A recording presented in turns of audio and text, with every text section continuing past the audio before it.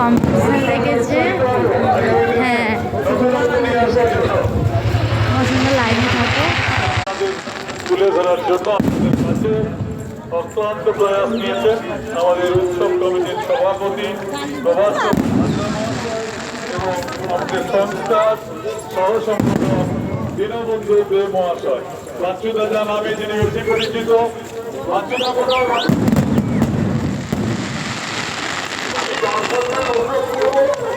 যদি আমরা সেই আনন্দ করতালি দিয়ে আমাদের উৎসাহিত করবেন, যাতে আবার আমরা এইভাবে আপনাদের আনন্দ দিতে পারি। আমরা বারে বারে চাই